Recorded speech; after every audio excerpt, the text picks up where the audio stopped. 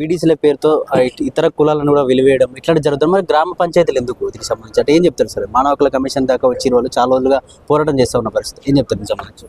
ఇది మనకు ఎన్టీ రామారావు గారు గ్రామ పంచాయతీ వ్యవస్థను స్టార్ట్ చేసిన తర్వాత అప్పటి నుంచి ఈ యొక్క వీడీసీ వ్యవస్థ నిజామాబాద్, కామారెడ్డి, జగిత్యాల, కొంత ప్రాంతంలో ఆర్మూరు చాలా బలంగా నాటకపోయిందని మాకు తెలిసిన తర్వాత మేము అక్కడికి వెళ్ళడం జరిగింది. అక్కడ అందరినీ కూడా మేము బాధ్యులందరినీ విచారిస్తే జరిగింది ఏంటంటే, ఈ గ్రామ పంచాయతీ వ్యవస్థ ఎలక్షన్స్ ఏవైతే జరుగుతాయో వాళ్ళు ప్రభుత్వ కాన్స్టిట్యూషనల్ ప్రకారంగా ఎలక్ట్ అయినా కూడా వాళ్ళను అధిగమించి వాళ్ళకి ఎలాంటి రైట్స్ లేకుండా వీళ్ళు దాన్ని ఓవర్కమ్ చేస్తూ ఉన్నారు. ఈ వీడీసీ వ్యవస్థ ఎలా ఉందంటే సర్పంచ్ని కూడా వాళ్ళు కావాలంటే ఆ గ్రామ బహిష్కరణ చేసే పరిస్థితులు ఉన్నారు. ఈవెన్ గ్రామ పంచాయతీకి లేనటువంటి అన్ని హక్కులను, గ్రామ పంచాయతీకి రావాల్సినటువంటి అన్ని నిధులను కూడా ఈ విలేజ్ డెవలప్మెంట్ కమిటీ వాళ్ళు తీసుకుంటా ఉన్నారు గ్రామ ప్రజల నుంచి. మొత్తం అమౌంట్ కూడా ఆ అమౌంట్ కూడా మొత్తం వాళ్ళ దగ్గర పెట్టుకొని ఆ గ్రామానికి సంబంధించిన డెవలప్మెంట్కి వీళ్ళు ఏం ఆ డబ్బులు యూజ్ చేయరు. వీళ్ళే తినడము, తాగడము, పార్టీలు చేసుకొని ఎవరైతే ఇప్పుడు బెస్తవారు చేపలు వాళ్ళు చెప్పిన రేటుకి అమ్మాలి, గౌడ్స్ వాళ్ళు చెప్పిన రేటుకే చేయాలి, యాదవులు కూడా మందలు పెట్టాలి, వాళ్ళకు గొర్రెలు ఇవ్వాలి, ఇట్లా అన్ని కులాల వాళ్ళు ఆ ఊరిలో ఉన్నటువంటి కిరాణం కొట్టు పెట్టుకున్నా కూడా వాళ్ళు 20,000 రూపాయలు సమర్పించుకోవాలి.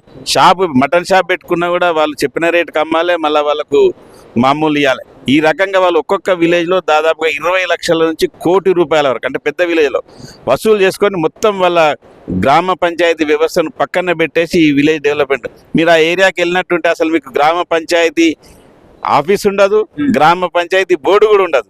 అక్కడ ఏముంటాయంటే ఓన్లీ విలేజ్ డెవలప్మెంట్ కమిటీ బోర్డులు అని ఉంటాయి, విలేజ్ డెవలప్మెంట్ మెంబర్స్ అని ఉంటారు కదా. తప్పితే అసలు రాజ్యాంగం ప్రకారం ఎలక్షన్లో గెలిచినటువంటి ప్రజాప్రతినిధుల యొక్క పేరు కానీ బోర్డులు కానీ ఏముండవు.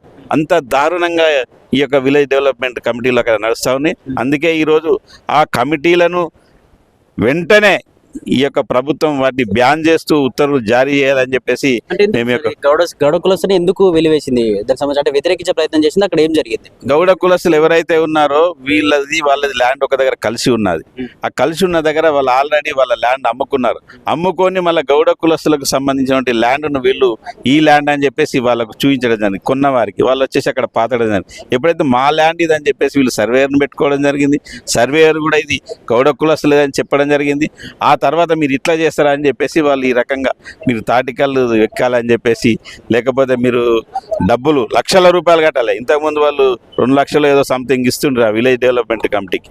దాన్ని ఈసారి వాళ్ళు 5 లక్షల వరకు పెంచి మీరు 5 లక్షల రూపాయలు ఇవ్వాలని డిమాండ్ చేస్తున్నారు. 5 లక్షలు ఇవ్వకపోతే వాళ్ళ కళ్ళు తాగద్దని చెప్పేసి వాళ్ళను విలేజ్ నుంచి బహిష్కరణ చేయడం జరిగింది. ఎవరు కళ్ళు తాగినా కూడా కళ్ళు తాగిన వాళ్ళ దగ్గర 20,000 రూపాయలు వాళ్ళు వసూలు చేస్తూ ఉన్నారు ఫైన్ అని చెప్పేసి. అట్లనే చేపలు పట్టేటోళ్ళ దగ్గర కూడా అదే పరిస్థితి వాళ్ళు. అట్లనే గొల్ల కుర్మల దగ్గర కూడా అదే పరిస్థితి. ఎవరైతే వాళ్ళ మాట వినరో, కొంచెం ఎదురు తిరుగుతారో కథం వాళ్ళు రకరకాల ఇబ్బందులు పెట్టడం, వాళ్ళని బహిష్కరణ అంటే ఎట్లా ఉంటుందంటే నిజంగా అతనికి హాస్పిటల్ ఇప్పుడు ఏదైనా రోగం వస్తే కూడా అక్కడ ఉన్నటువంటి డాక్టర్ వచ్చి ఇంజెక్షన్ ఇవ్వడు, ట్యాబ్లెట్ కూడా ఇవ్వడు. అక్కడ మెడికల్ షాప్ ఉంటే వాడు ట్యాబ్లెట్ కూడా అమ్మడు, ఆ పర్సన్కు ఆ ట్యాబ్లెట్ కూడా అమ్మద్దు. అంత ఘోరంగా నడుస్తూ ఉంది. అంటే ఈ వీడీసీని రద్దు చేసే అవకాశం ఉందా సార్? ఒకవేళ రద్దు చేసి దానిపైన కేసు చేయాలంటే ఎటువంటి కేసు ఉండే అవకాశం ఉంది ఈ వీడీసీలపై దౌర్జన్యం చేస్తున్న వ్యక్తులపైన?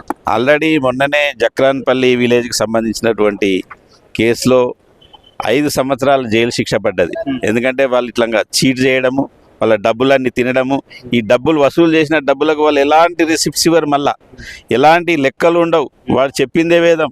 ఈ చీర కొంటే 10,000 అయిందంటే 10,000 అయింది అనాలి, ఫ్యాన్ కొంటే 1,00,000 రూపాయలు ఏంటంటే 1,00,000 రూపాయలు. ఎవరైనా అట్లెట్టయితే ఫ్యాన్కు 1,00,000 రూపాయలు అంటే కథ వాడు వెలివేతనే. ఈ రకంగా వాళ్ళు చాలా ఘోరంగా వెనుకట ఏదో మనం చూసినట్టు నిరంకుశ పాలన నడుస్తూ ఉంది నిజామాబాద్ ఏరియాలో మొత్తం కూడా. ఇప్పుడు గౌడ కమ్యూనిటీ ఎదురు తిరిగినందుకు వాళ్ళ యొక్క తాడి చెట్లను కాలబెట్టినారు, ఈత చెట్లను కాలబెట్టినారు. వాళ్ళు ఇప్పుడు తాళ్ళు ఎక్కకుండా ఆ ఏరియాలో కళ్ళు తాగకుండా పక్క ఊరోళ్ళు వచ్చి కళ్ళు తాగినా కూడా, ఇప్పుడు మనకు ఉస్మానియా యూనివర్సిటీలో రాజారాం అనే లీడర్ సాబ్ ఉన్నాడు కదా, వాళ్ళ అన్న కళ్ళు తాగితే కూడా ఆయన దగ్గర 20,000 రూపాయలు వసూలు చేసినారు జరిమానా, ఫైన్. ఆయన కూడా ఎదురు తిరిగితే ఆయన కూడా ఈ పోరాటంలో ఉన్నాడు. అక్కడ పెద్ద ఎత్తున పోరాటం జరుగుతుంది. కానీ ఏ సంస్థలు కూడా పాపం వీళ్ళకు సహకరించట్లేదు. అందుకోసమే ఈరోజు ఈ యొక్క మానవ హక్కుల కమిషన్ను సందర్శించడం జరిగింది. ఐఎల్పి అంటే ఇండియన్ లీగల్ ప్రొఫెషన్ అసోసియేషన్ తరఫున మేము దాదాపు ఒక 3 సార్లు అక్కడికి వెళ్ళినాము. అక్కడికి వెళ్ళి వీళ్ళ యొక్క బాధలను చూసి మేము ఉచితంగా ఒక్క పైసా తీసుకోకుండా మేమందరం కూడా వీళ్ళ యొక్క కష్టాలను చూసి వీళ్ళను ఏదైతే ఈ వీడిసి వ్యవస్థ ఉందో దాన్ని బ్యాన్ చేయాలనే, బ్యాన్ చేయించాలనే ఉద్దేశంతో ఇక్కడి వరకు జరిగింది.